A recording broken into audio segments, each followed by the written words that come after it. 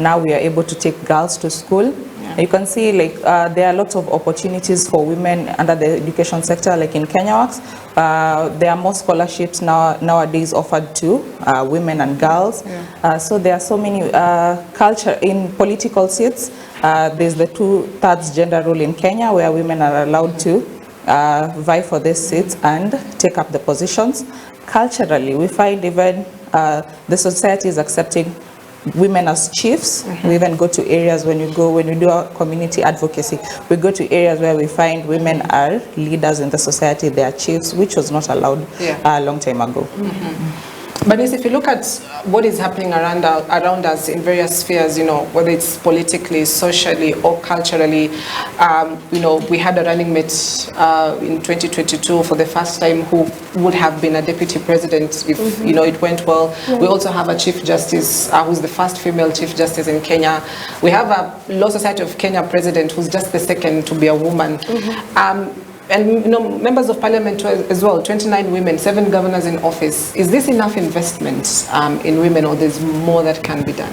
I think yes, there's more that can be done. Maybe in terms of political or decision making in governance, maybe yes, we're somewhere with that. But as Joanne mentioned, culturally, there's still a lot to be done. There's still a lot to be done even in social spheres of influence.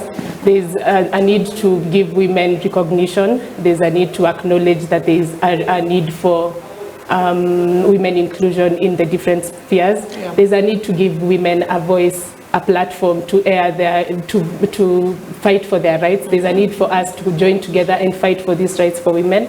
So, and this is in spite of their background, their status.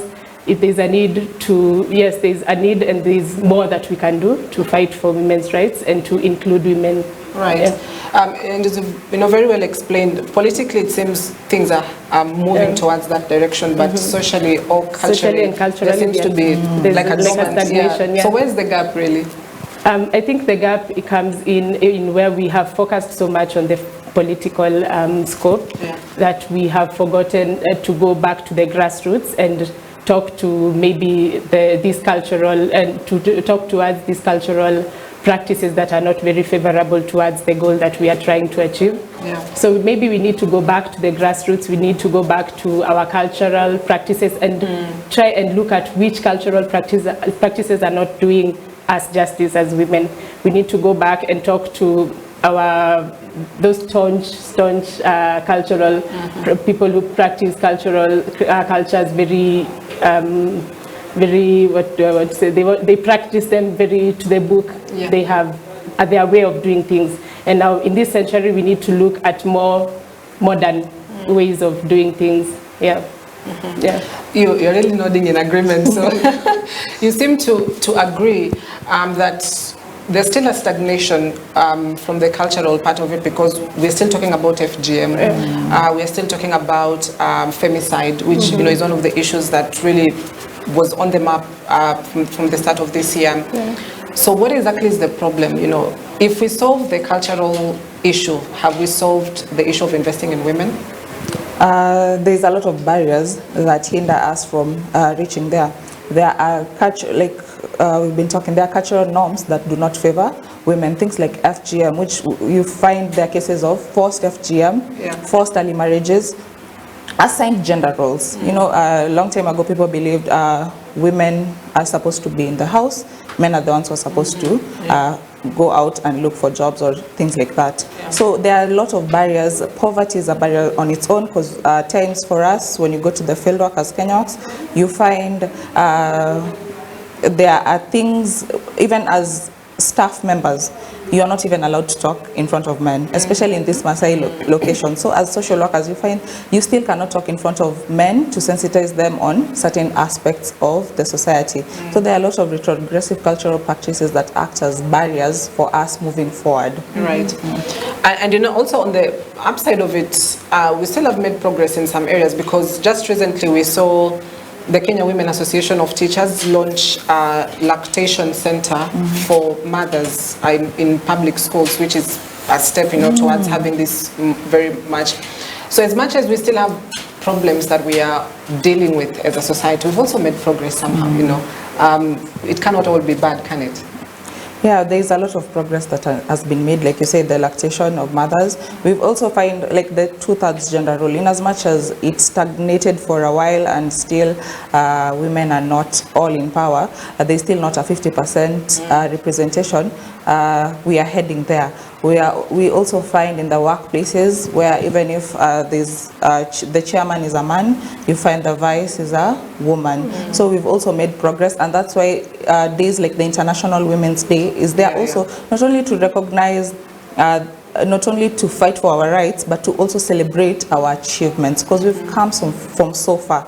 There are areas where women were not even allowed to vote long time ago, but currently women can vote. So we've also made a lot of progress when it comes to gender equality, but there's still so much to do. There's still so much work that can be done through the government, organizations. We can all come together to advocate, to fight for women's rights, and to even celebrate whatever we've achieved so far.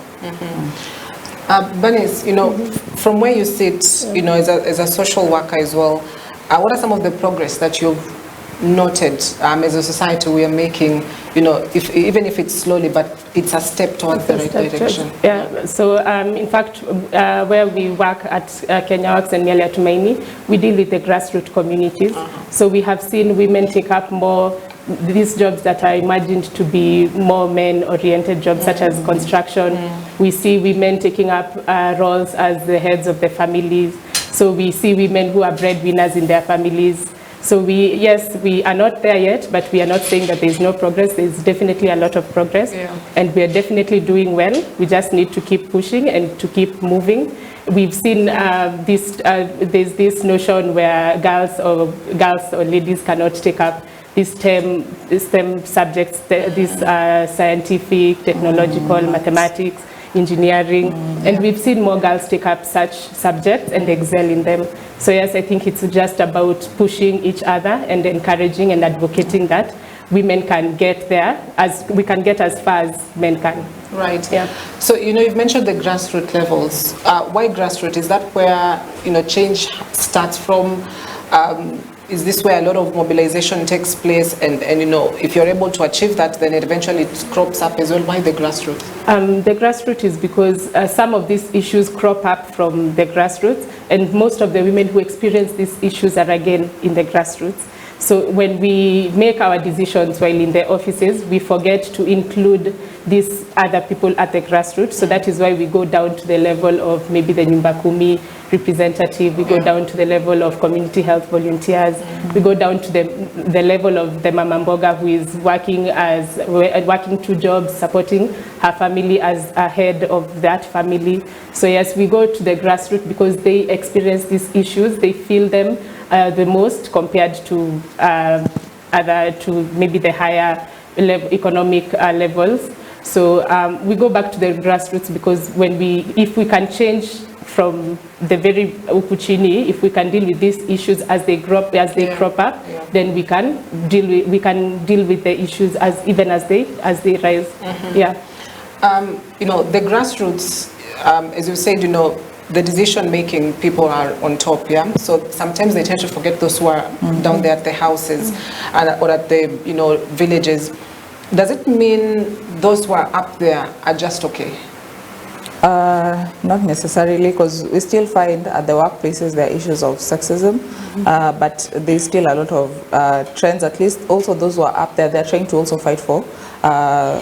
We see lawmakers in Kenya trying to fight for other women's rights. So as a social worker, as a social worker myself, I use my voice to fight for women because as a woman, you also fight for women like you.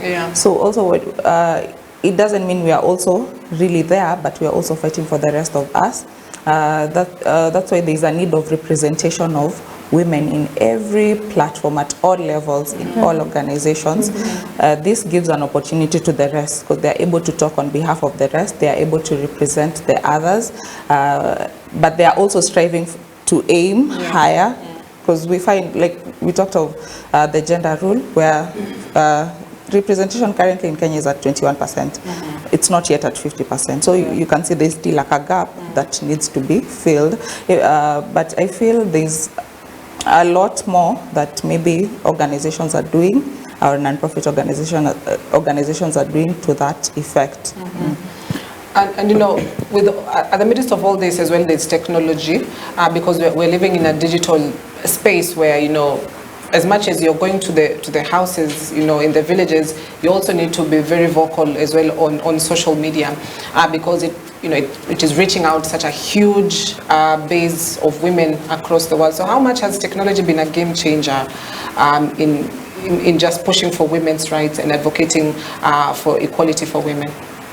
It has been a way to create awareness. We are able to reach a lot of people. We've seen where women even come up in the digital space to talk of oppression, whether they are being oppressed or if things are not right, they are able to voice it out. They are able to, they are able to talk on behalf of even other women. These are platforms we get to celebrate. We get to talk about rights that are being violated. Like I remember years back, we wanted to, there's an issue of menstrual health and hygiene, which was not being it was a challenge in Turkana, where girls used to sit on sand during their menstruation. It was through technology, through media, that people were able to know there's a problem here that needs to be addressed. So it is a way we can create awareness and also identify issues people are facing or women are facing. But is technology all that good? Has it served the purpose of identifying these issues in the society that will, in other words, mean you're able to identify what the problem is and go to the problem and solve it? Has it been that all good? Well, as John has mentioned, technology does play a huge part in identifying some of the issues and helping us to address them. But again, if I go back to the grassroots level where they do not have access to such technology, I think with introduction of technology in those areas, or maybe a person who can collect this information, maybe we can do data collection in such areas and now refer that back for analysis, so that now we identify the areas in the grassroots levels where there is no technology. But yes, technology has in many occasions has helped us identify issues as they crop up. So yeah, technology will be a key element in fostering gender equality and opportunities for women everywhere. Right. Yeah. Now, speaking of the gender equality as well, earlier this year, we saw a lot of femicide cases that came up. You know, there was a march in the capital and across various parts of the country. You know, we're advocating for that. But also at the same time, there's the victim blaming, because essentially women in the society are seen as the weaker gender, you know, the emotionally weak, physically weak. And there's a lot of victim blaming, and you'd hear people say, you know, why did she do this? Why was she wearing that? And that. How much does that deflate the progress as well? Because we're talking about somebody whose life was just taken away. But instead of empathizing and trying to advocate that, you know, if you're not happy in a situation, leave or just let her be, we are turning the guns on her and subsequently on the parents and say how they raise the girl. So how does that deflate the progress as well, if we're going to talk about gender equality as well for women? Well, I was actually part of the march, and I saw there was this man holding a placard, and the placard read, if you blame the victim, you empower the abuser. So yes, it to an extent, to a very great extent, it deflates the progress, because then now we are taking away our focus from the violence, and now we are looking at why we are trying to we are not trying, basically, we are not finding a solution. We are blaming the victim, and in doing so, we are not focusing on what is wrong. And what is wrong is the violence. The violence in itself should not be excused in any form or shape. It should not be excused. So the issue is the violence, and when we blame the victim, we remove from what the victim has been through. We forget entirely what we are fighting for, and we are trying to accomplish a world where women are not exposed to any form of gender-based violence. So yes, we are deflating progress when we blame the victim, because in doing so, we are empowering the abusers. Is an empowered woman, Joan, a threat to an unempowered man? I think those are the myths and misconceptions that surround society. When we are all empowered, gender equality is talking about giving equal opportunities to both men and women, so that we can advocate for human rights. It's just basic human rights that we all get equal opportunities, equal treatment, equal chances to fight for our rights. It is something that is supposed to be, I believe it's a necessity and an essential basic rights that women are supposed to enjoy. It is not a competition between men and women. We are just supposed to be in a society living at peace. It's only that women were formerly oppressed, and that's why there are programs and organizations and opportunities coming up to lift up women from where they were to reach to the same level that currently men are in. It's about including women who are previously not included. It's about inclusivity. It's about equality, equity. Yes. And I'm glad that you've mentioned about, it should not be a competition that, if you're investing in a woman, also invest in a man to see who will come out on top. Because at the end of the day, we are sharing a society, we'll share spaces, work spaces, we'll share church spaces, we'll share various spaces. And so it is important for there to be that, complementary balance between a man and a woman. That, where the man is, when the woman is there, it's not competition, it's not a threat, it's, support, isn't it? Yes, and I think that also goes back to teenage pregnancies, for example. When we have many cases of teenage pregnancies and we focus on empowering the girl child to stop getting pregnant, we forget that this girl was part of a duo. So we forget that we need to talk to the boy child as well. We need to help them focus on what is important at their age. So yes, we need to remember we cannot empower one end entirely. So we focus on both, even in resolution of such cases such as teenage pregnancies. Right. Yeah. So that will bring us to reproductive rights as well. In women, the female genital mutilation is still a big issue in Kenya. We're still grappling with that. The numbers are telling a key story of why this is an important conversation that needs to be had. With reproduction, is a woman allowed to decide whether or not, at this age and era, whether or not they would want to have children or not? Are we making progress in that? Because we tend to find this, misconceptions and these issues of if she doesn't want to have a child, something is wrong with her. On reproduction, are we making steps on just ensuring that let a woman decide whether or not she wants to have a child, and let a woman decide that she does not want to go through or under female genital mutilation? Are we making that progress? While we are making progress in some areas, culturally, I do not think we are there yet, while we are making progress, because there are still cultures that are very retrogressive, that do not support maternal health, for example. They do not support contraception use for women in their cultures. So while we are there, in some cultures where there have been empowerment conversations have taken place, people have been educated on the importance of maternal health, for example, and people have safer deliveries.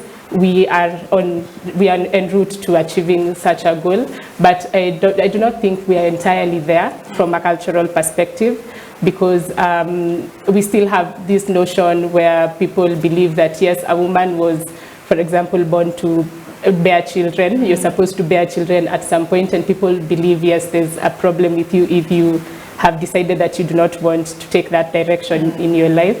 So we still have a long way to go. People can still learn, we can still be empowered more, so that we understand better that this should be a choice, that women can accomplish more than, for those women who do want to bear children, that is entirely okay. For those who do not want to, they are allowed to make these decisions and tackle the fields they would like to tackle instead. Maybe to add on what Vanessa said, there's also you've talked about FGM. I don't think, it's a human rights violation. It has scientifically, psychologically, it has proved to show it has more effects than good. So that's why when we, for example, like for us, when we go to the grassroots level, we create awareness. Through KenyaWorks, we are able to educate women, and they are able to see clearly. These are the effects. After they are educated, after creating awareness on FGM and its effects, a woman is able to stand and say, I do not want to go through FGM. I stand against FGM. So long time ago it was supporters because they didn't have the information. Right now, for us, we've realized when we do a lot of awareness creation, when we do a lot of education, sensitization, and support of women in areas where they still practice FGM, they're able to stand and say no to FGM. Yes. Right. Education is also key, or at least the knowledge on some of these things that a woman is entitled to. But there was always a gap because a lot of people do not know, what are some of their rights. They wouldn't know that either because, they've just not taken the time to go through it, or they've been raised in a society where they weren't given opportunity to learn about it. But education is such a key aspect because through education you're able to know what your rights are, what you deserve at work, or what is right done at work. And so with education, really, for the grassroots levels, how do you approach that in just urging them to get the proper education, not just in education, but effective education and the right education in terms of championings for girls and women's rights? Okay, well, for our organizations, we have different programs that support education for both women and for girls and boys, of course. But so how we do that is by ensuring that every child that we have access to can access education through the sponsorship programs. We also have at Miale Atumaini, we also have livelihood programs and parental talks, where now we have sessions with women and we talk to them about business. The kind of education they would not have access to is made available to them during these sessions. We have sessions where we talk about their rights, human rights. We have sessions where we talk about positive parenting.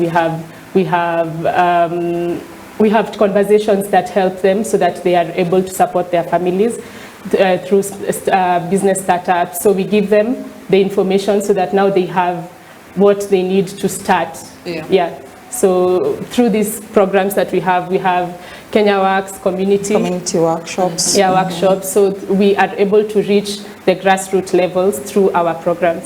Are the programs effective, Joanne? Yes, they are. We've seen, like for us, when we look at our women empowerment program, it has been able to show success because women who are unable to provide maybe certain basic needs for their children when going to school, they are able to do that on their own currently. We've had, even when we do our community workshops, you'll see a larger presentation or people who are attending. Most of them are women. Parents who are active in the role of their children, even in our sponsorship program, are women. So through this information, like Bernice has talked about, all that we provide has been able to empower them. And through this, they are an inspiration not only to their daughters, but also to their sons. You hear someone saying, hey, the way I see my mom struggling, I want to be like her. It has proved to be so tremendous. We also, it's only that they didn't have a platform, but when given a platform, they're doing a lot of good. We have a production unit where women do the production of Makini pads. You see, these women are able to provide or give their families a stable environment. You see people moving, even relocating from the slum area to at least a more conducive environment. So these programs are really helping. The only thing they need is a little bit of empowerment, a little bit of education in various aspects. From some of the projects, or at least places that you've been to at the grassroots, have you ever received dissent from some of the community members who do not want to see you anywhere? Have you been through that situation? Yes. Especially in deep-rooted areas. As social workers, you'll find you're supposed to go into a community, maybe talk about menstruation. Men do not want to sit either with women to talk about such issues. It is considered a women's issue. They totally exclude themselves. We've been to societies where you're trying to do your work as a social worker to assess this family into maybe a program, but you are not allowed as a woman to talk. You have to bring in a male social worker who can talk to the man or to the head of the family. So there are still those issues. Where you find a father, we find cases where a father takes all the boys to school, but the girls are not taken to school. They are subjected under forced FGM and early marriages. That's why we need organizations to come up, like KenyaWorks to come up. We all need to come together so that we can be able to educate these people, so that we can be able to create awareness that women are equally part and parcel of our society. They are also important. Such things that are being denied to us are basic human rights that ought to be, they are just basic human rights that we ought to benefit from, in as much as the same women are benefiting from. Yeah. Yes. Bernice, let's talk about the corporate, or at least the business world of it, where you have women working in various places, whether in government or in private sector, and normally they would not know what to advocate for themselves at their workplaces. If I can give an example of one person within the media industry, and she says, when it was her time to go on maternity leave, unknowingly or knowingly, the boss said, make sure you come back in good shape on time, Basically, she's given that break, yes, but it is a question also on how will you also look eventually on screen. So what should women be advocating for as their rights at work in such a way that it is a respectful way, and also this is not to mean that they're looking down on the boy child at work as well? I think this again goes down to equal opportunities. So, for example, at the workplace, women and men can be given equal opportunities. So maybe for issues such as maternity leave, where we have maternity leave, we often have paternity leave, even though it's a bit shorter. And maybe we should advocate for understanding, that people understand that once you're back, you might not be 100 at the moment that you're back, but you can have that. But that does not mean that you are limited in delivering whatever you're supposed to deliver. But this also means advocating for, there are areas where women receive lesser pay for jobs that are for, when a man and a woman have the same responsibilities, but a woman is earning a lot less than the man. So we need to advocate and break these wage barriers that are in some areas. Of course, they are not everywhere.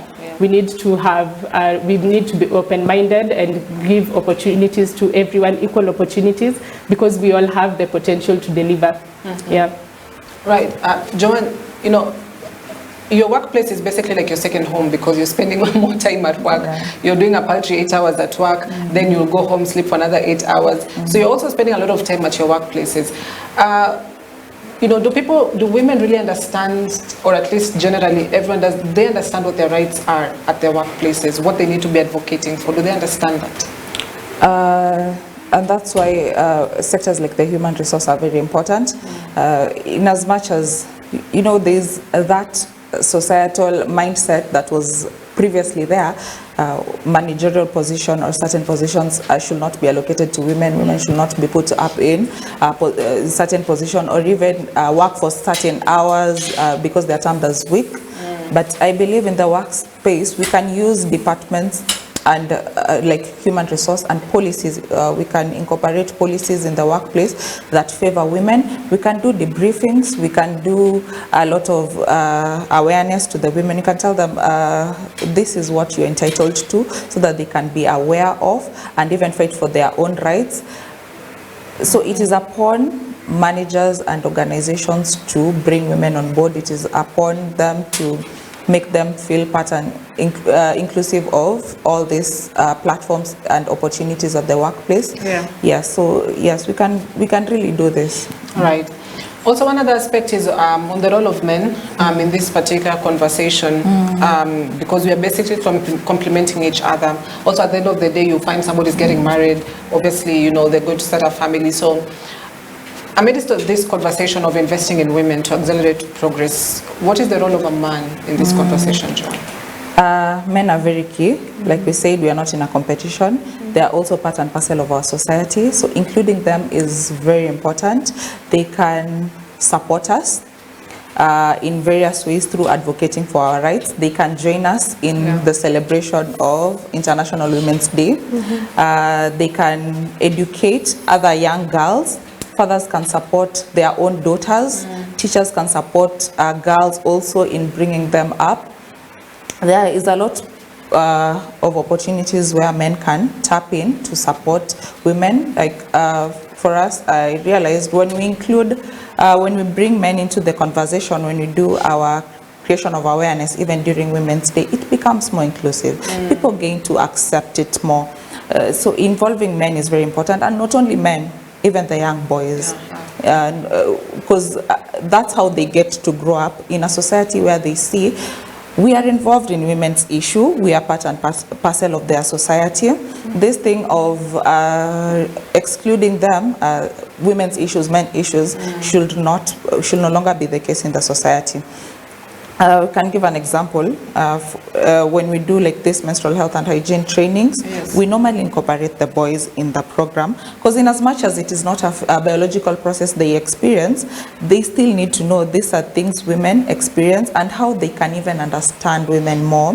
Things like maternity, things like maybe cramping and access to menstrual hygiene products. When they are educated on such things, when they get to know about such things, they are able to understand us, they are able to see ourselves. I would also like to urge all men that they should look at the opportunities offered to them. They should look at the jobs opportunities, everything offered to them, and compare to ours, so that they can feel and put themselves in our shoes when they compare what they are being offered and what we are being offered. Once they compare the two, they can put themselves in our shoes and know what exactly we are feeling. For like Kenya Works, what we do to incorporate that, during our KWCW workshops, we normally do an assignment where we tell men, think of yourself as a woman. Tomorrow you've woken up as a woman. What would you celebrate? What would you not celebrate? And then men are able to speak up and say, as a woman, maybe the thing I'll celebrate is being given bride price. What I'll not celebrate is things like childbirth. And then we get to tell them, if you do not celebrate the pain that comes with childbirth, it means you need to understand this is what a woman goes through. So, and maybe to add on what Joan is saying, while we are also going to applaud the men that have taken up positions that have gone to advocate for women's rights.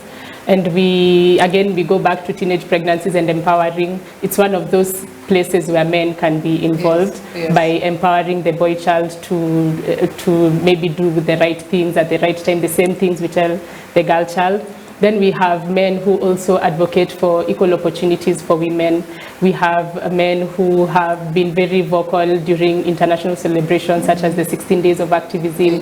We see men from the GVRC centers come up and we have these conversations. So yes, men have a very important, a key role, and we work with them every day. There are so many men out there who are very willing to hold our hands throughout this journey. Right. So as we gear up for that day on 8th, for the International Women's Day, what should people be doing, or what will you be doing basically, or what should women be doing as well as men in ensuring that they get the message across various parts of society? Vanessa, begin. I think for Miale Tumaini, we are gearing towards empowering. We have started empowering women towards showing up on that day, where we are going to have forums where we talk about women's rights and the gender equality and opportunities that are available to women. So what we are doing is getting the message out there through different people at the grassroots levels, at different levels. We are working with the chiefs, we are working with basically the government, with CHBs, with women in the community, so that everyone is aware of the forums that we are going to have, so that we come out in plenty and it is an opportunity for everyone to learn, and everyone has something to take back home and educate another person, their daughters, their sisters, their friends. So it is an important day. The 8th of March is an important day for all of us to come out in large numbers and inspire inclusion for women. We are going to turn up in large numbers, and we are going to listen, and we're going to learn. Right. Yeah. John, too. So we are planning Kenyawaks and other partners, Mialia Tumaini and others. We are coming together on 8th. We are having a march with over 300 women working, celebrating whatever we have achieved, fighting for our rights. And we'd like to invite everyone to join us on this march. Afterwards, we'll have a forum session where women are able to talk about whatever they're celebrating as women, whatever we've achieved as women, and how far we can go. So kindly join us as we celebrate the International Women's Day as Kenyawaks, and we are able to go far. Right, and you know, somebody's watching and is wondering Kenyawaks. Maybe you can tell them a little bit about that. Then we'll also talk about Miales. So what does Kenyawaks do? So Kenyawaks is a non-profit organization that works with the communities in advocating for human rights through 4 main programs or pillars. The first one is Education Works, where we have sponsorship programs offered to both girls and boys, equal opportunities. We partner with also schools to provide infrastructure or other basic education items that a school may need. We have community workshops where we go into communities training them on matters concerning gender-based violence, positive parenting, land succession, child protection, and so many other human rights aspects. We have Mialia Tumaini Shelter Works. I believe Bernice will talk about that. We have anti-FGM forums advocating against FGM in all counties that practice it. Actually, through that program, we were able to sponsor 100 girls who were able to this year go to school and who have been empowered. These are girls who you find they are the first one in their families maybe to go to high school. We also have the menstrual health and hygiene works, where we donate or partner with other organizations to cover maybe the production cost and donate sanitary towels to vulnerable girls countrywide, and also provide them with panties and boxers for boys. Inclusive of that, we provide an education for both boys and girls on menstrual hygiene matters. So yes, Kenyawaks does a lot, and we urge everyone, other organization, the government, to partner with us so that we can make strides in basic human rights and fighting for women, girls, and even the boys to have an equal society. Right. Bernice, Miale. Miale Tumaini is a CBO and a CCI. We have different programs in our organization. We have education, we have shelter works, we have livelihood programs, which are empowerment programs. We have psychosocial support, which is now counseling sessions, where we have counseling sessions for women and girls and the children living within our center.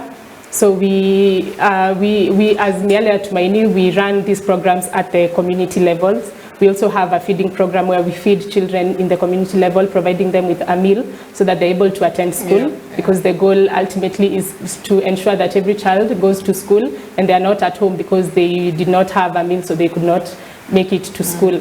So through our different programs, we work a lot with children, we work a lot with women, we go down, we work with different partners such as Kenyawaks, we work with other organizations, we work with the government so that we ensure that women have, are aware of the opportunities that are available to them. We have these empowerment programs I talked about, livelihood trainings, where we have sessions with women and we talk about different topics, including coming up with small-scale businesses, so that then we're not supporting women forever. They then come up with businesses and are able to support their own families. We also have parental talks where we teach women and parents generally. Men are also invited to these talks, but mostly those that attend, mostly we have men that attend from time to time, but because women are the pool that we have a bigger access to. We talk about positive parenting. We talk about how positive parenting will prevent teenage pregnancies, for example. We talk about the importance of education in positive parenting so that people are aware that you can educate both the boy child and the girl child. We talk about the strides that our children can make if they go to school, so that you do not have parents having their children stay behind and take care of the younger ones instead of going to school. So yes, that is what we do as Miale Tumaini. All right, thank you so much to both of you for coming in this morning to shed more on, the International Women's Day that is coming up. On my immediate left is Bernice Wairimu. She's from Kenya Works Shelter, Miale ya Tumaini manager. And just next to her is Joan Alal Okoth, who is a social worker as well from the Kenya Works organization. So asanteni sana.